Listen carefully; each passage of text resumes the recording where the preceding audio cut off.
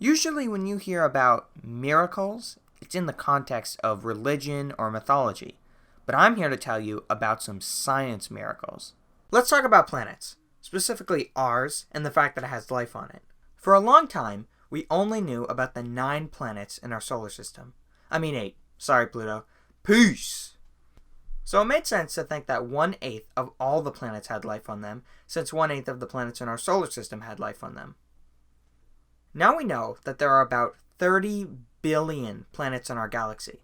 Does that mean 1/8 of them have life? Not by a long shot. Today we're going to talk about one of the requirements for life, at least as it occurred on this planet.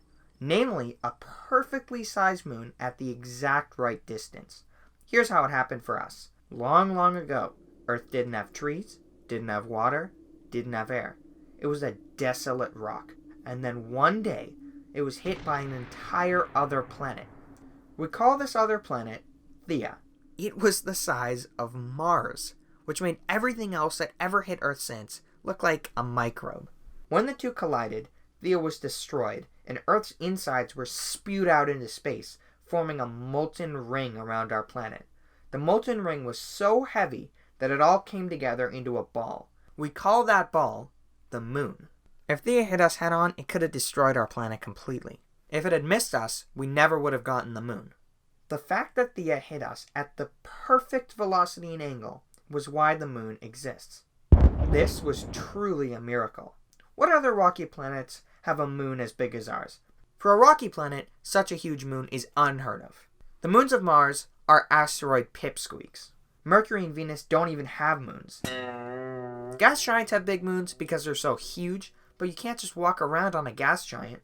The point is, now that Earth has this anomalously large moon, that moon has stabilized our planet with its gravity. Without it, our axial tilt would be all over the place. Try spinning a top on your driveway instead of on your table. The seasons would be ridiculous. Like the planet Venus is upside down for Pete's sake. Also, the length of a day used to be close to 4 hours long. If we didn't have a moon, even if Earth was able to get an atmosphere, there would be vast ramifications in its circulation. To sum it up, if Theia hadn't collided with the Earth exactly the way it did, give or take a few degrees in either direction, none of us would be here.